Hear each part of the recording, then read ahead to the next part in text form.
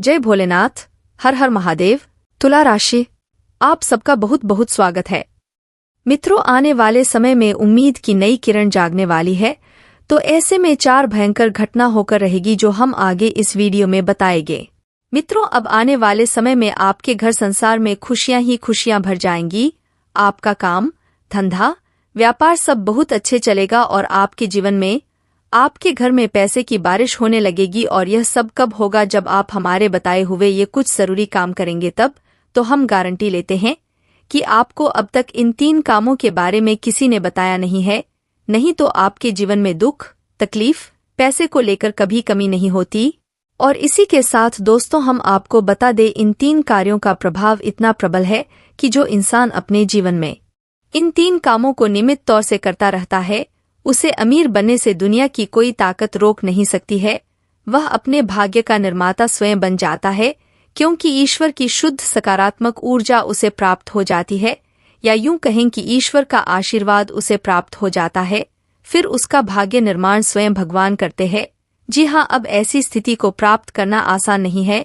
यह कोई छोटी बात नहीं है, बहुत ही अद्भुत और सकारात्मक स्थिति है कि आप जो भी कार्य करेंगे, आप सफल होंगे।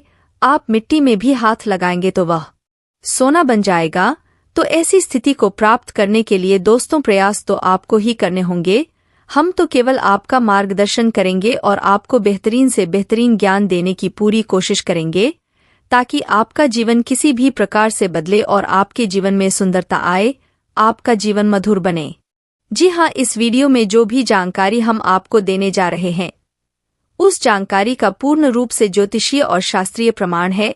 हमारे शास्त्रों में इन बातों के बारे में विस्तार से वर्णन देखने को मिलता है, लेकिन लोग आजकल की भाग दौड़ भरी जिंदगी में सब जरूरी बातों को भूल चुके हैं।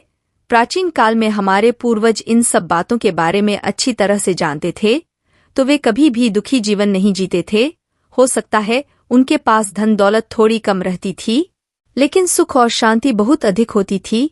उनका जीवन संतुष्टि से भरा हुआ था, ईश्वर से जुड़ा हुआ था, वे संतोष से रहते थे। लेकिन आज के काल में भाग दौड़ के जीवन में इंसान की जरूरत पैसे से ही पूरी होती है, यानी जितना अधिक धन होगा उतना ही जीवन में सुख शांति होगी। तो ऐसे में यदि आप इन 3 कार्यों को, पैसों को ध्यान में रखकर करेंगे, तो आपके जीवन में धन का आगमन होगा, पैसा बढ़ता ही जाएगा और आप अपने हर एक काम में, हर एक व्यापार में उन्नति करते ही जाएंगे, तरक्की करते ही जाएंगे। पैसा ऐसे ऐसे माध्यम से आपके घर में आएगा जिनके बारे में आपने कभी सोचा ही नहीं होगा। आपने वह कहावत तो सुनी होगी कि जब ऊपर वाला देता है तो छप्पर फाड़ देता है। तो बस वही स्थिति आपके जीवन में बन जाएगी कि ऊपर वाला स्वयं आपको देने के लिए मन बना लेगा कि आप कुछ करें या ना करें, लेकिन आपको धन दौलत मिलेगी, पैसा मिलेगा। जी हाँ दोस्तों, अब आपके मन में भी उत्सुकता जाग रही होगी कि कौन से हैं वह 3 महत्वपूर्ण कार्य जिनको करने मात्र से ही आपका जीवन बदल जाएगा। दोस्तों, यहाँ पर हम आपको एक बात स्पष्ट तौर पर बता दें कि जो भी होगा वह रातों रात नहीं होगा। आपके कर्मों की शक्ति जितनी प्रबल होगी, आपकी आस्था, आपका विश्वास जितना प्रबल होगा, आपकी उपलब्धियां उतनी ही जल्दी आपको हासिल होगी। जी हाँ दोस्तों, अब हो सकता है इसमें आपको 7 दिन लगे, 15 दिन लगे, 1 महीना लगे, 2 महीने लगे या 10 महीने लगे, लेकिन आपकी मनोकामना पूरी अवश्य होगी। इस बात की हम गारंटी देते हैं। समय अवधि निश्चित नहीं है, यह कम या ज्यादा हो सकती है, लेकिन आपको मनवांछित सफलता प्राप्त होगी, इस बात की गारंटी है। जी हाँ, और आज हम आपको एक ऐसा अद्भुत ज्ञान देने जा रहे हैं जिसे प्राप्त करने के बाद हम गारंटी देते हैं कि आपका जीवन 100% बदल जाएगा। पहले जैसा आपका जीवन नहीं रहेगा। बस आपको करना इतना है कि इस वीडियो को पूरा देखना है, ध्यान लगाकर देखना है, पूरे मन से देखना है, क्योंकि इस वीडियो में कुछ बातें बहुत ही गहराई से बताई जाएगी और उन्हें समझने के लिए आपको अपना पूरा ध्यान इस वीडियो की बताई हुई हर एक बातों पर रखना बहुत जरूरी है। तो यदि आप इस वीडियो को देखेंगे तो आपको बहुत ही अद्भुत ज्ञान सीखने और जानने के लिए मिलेगा, जिसे उपयोग करके आप अपना जीवन बदल पाएंगे। जी हाँ दोस्तों, हमारे शास्त्रों की माने तो आज के समय में हम कलयुग में जी रहे हैं, और कलयुग का एक सबसे मूलभूत सिद्धांत यह है कि यह समय कर्म प्रधान है, कर्म प्रधान विश्वकर्मा। जी हाँ दोस्तों, इसका मतलब यह है कि इंसान जैसे कर्म करेगा वैसा ही उसका कर्मफल होगा, या यूं कहे कि भाग्य होगा। तो यदि इंसान अपने कर्मों में बदलाव लेकर आएगा, निश्चित तौर पर उसका भाग्य भी बदल जाएगा और उसकी मनोकामना पूर्ति के साधन इंसान के पास स्वयं ही है। जी हाँ, जो साधन है वह आपके कर्म और आपके द्वारा की गई मनोकामनाएं हैं। तो इन बातों से हम आपको यह समझाने की कोशिश कर रहे हैं कि हम आपको जो बता रहे हैं, इन बातों को यदि आप अपने जीवन में शामिल करेंगे तो आप अपने कर्मों में किसी तरह का बदलाव कर सकते हैं। और जब आप अपने कर्मों में किसी प्रकार का बदलाव कर रहे हैं तो आपका भाग्य भी निश्चित तौर पर बदल जाएगा, जो पहले से निश्चित था, और अद्भुत आपको प्राप्त होगा। बिल्कुल वैसा ही हुआ कि आप किसी पकवान में यदि मीठा डालेंगे तो वह मीठा स्वाद देगा, यदि नमकीन डालोगे तो वह नमकीन स्वाद देगा, यदि खट्टा डालोगे तो वह खट्टा स्वाद देगा। यही हमारा कर्म का सिद्धांत है कि आप जैसे जैसे कर्म करेंगे वैसे वैसे आपके जीवन के रंग स्वाद बदलते चले जाएंगे। चलिए इस वीडियो की शुरुआत करते हैं। सबसे पहले आपसे निवेदन है कि कमेंट में पूरे भक्ति भाव के साथ जय मां भद्रकाली लिखना ना भूले। दोस्तों, आज का यह वीडियो बहुत ही पवित्र है और बहुत ही अद्भुत ज्ञान से भरपूर है, और हम चाहेंगे कि आप सच्चे मन से मां भद्रकाली को याद करते हुए कमेंट में जय मां भद्रकाली 1 बार नहीं 3 बार लिखे। जी हाँ दोस्तों, माता की भक्ति और सेवा में किसी प्रकार की कंजूसी या किसी प्रकार का आलस नहीं करना। आप सच्चे मन से मां भद्रकाली लिखे तो माता आपके जीवन को बदलेगी और आपको ऐसी प्रेरणा देगी कि आप जीवन में परिवर्तन लाने के लिए बेहतर से बेहतर परिणाम लेकर आएंगे। आपका जीवन सुंदर होगा, माता आपको आशीर्वाद देंगी।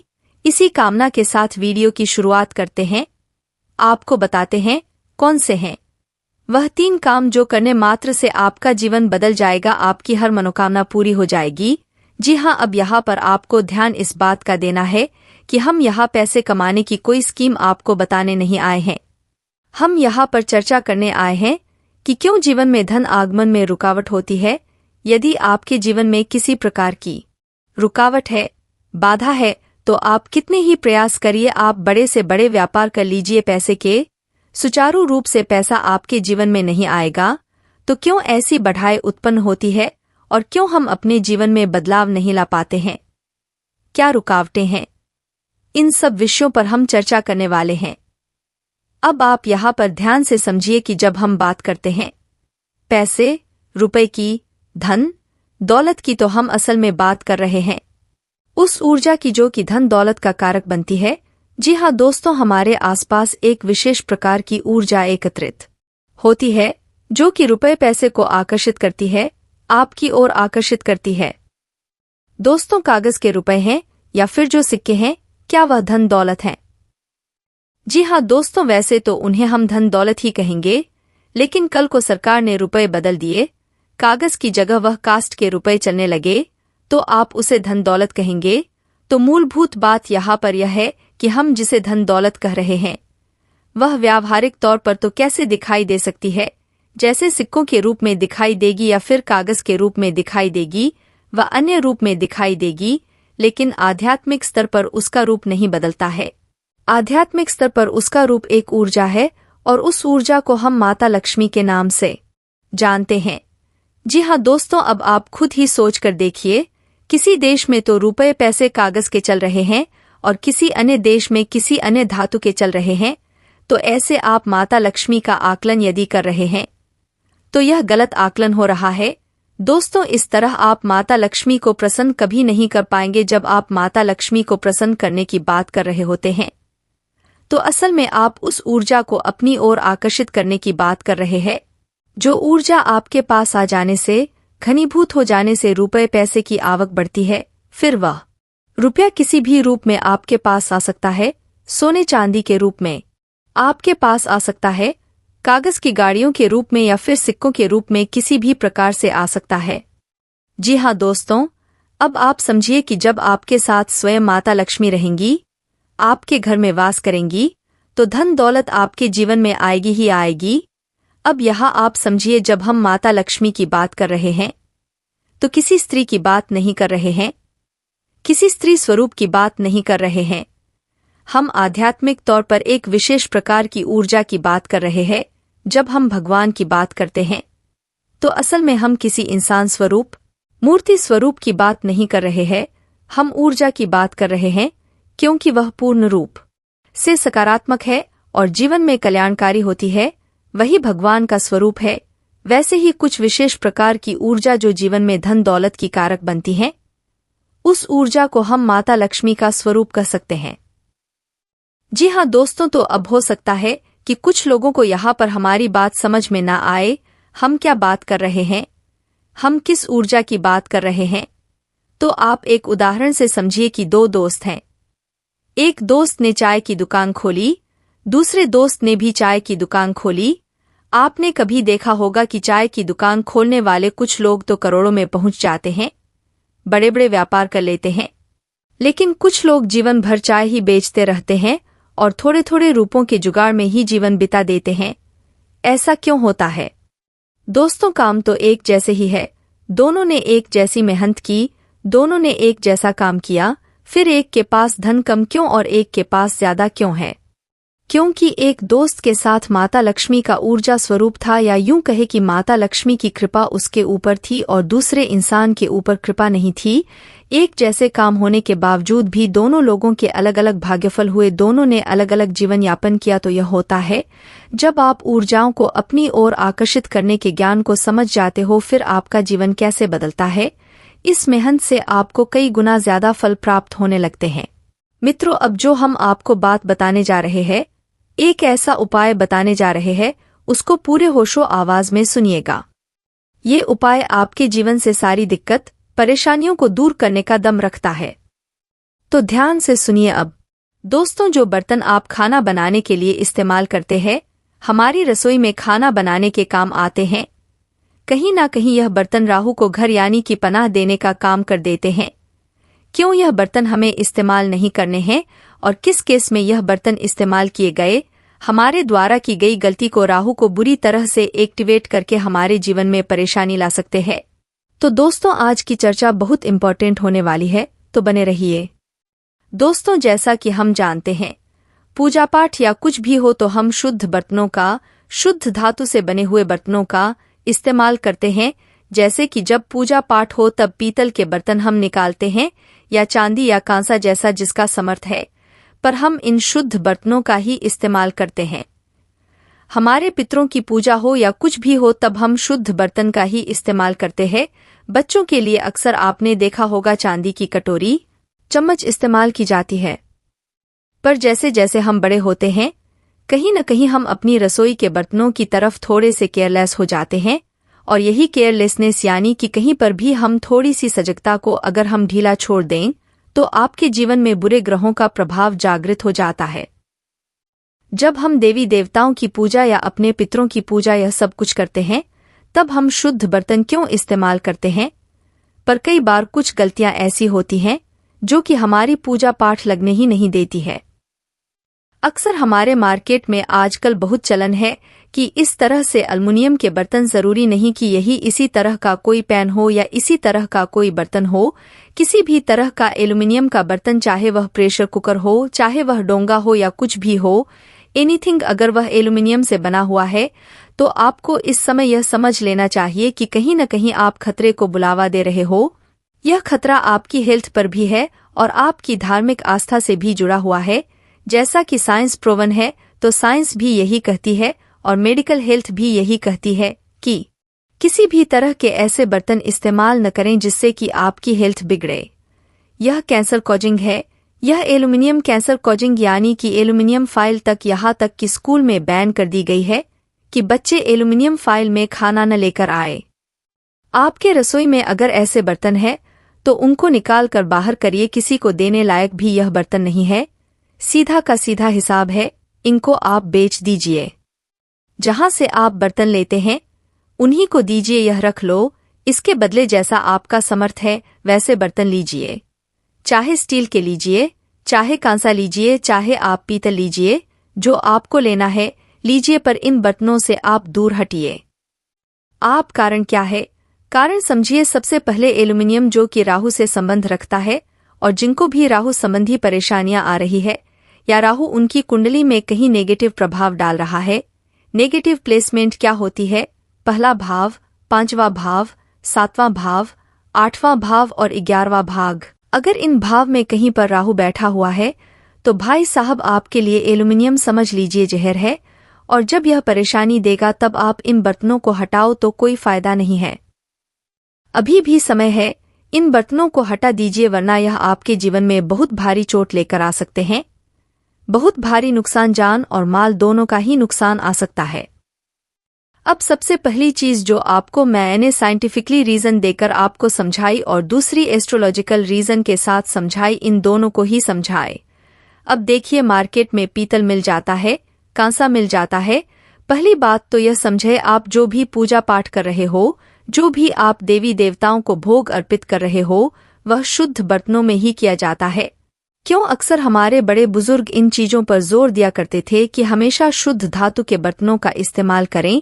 अगर आप ऐसे बर्तनों में पूजा पाठ का सामग्री बना रहे हैं तो क्या लगता है आपको पूजा पाठ स्वीकार होगी? नहीं होगी, क्योंकि वह अशुद्ध हो गया है। सब कुछ अशुद्ध है और अशुद्ध चीजें देवी देवताओं को चढ़ाने पर आपको पुण्य नहीं मिलता। आप कहीं न कहीं पाप के भागी बन जाते हैं और परेशानियां बढ़ जाती है। कुछ समय पहले डालडा यानी कि वनस्पति को लेकर बहुत ही चीज आई थी। हार्ट ब्लॉकेज करता है, प्रॉब्लम करता है, तो डालडा एक समय में बंद हो गया। वह तब बंद हुआ जब लोगों को पता लगा कि हाँ, एक्चुअल में इससे प्रॉब्लम होती है।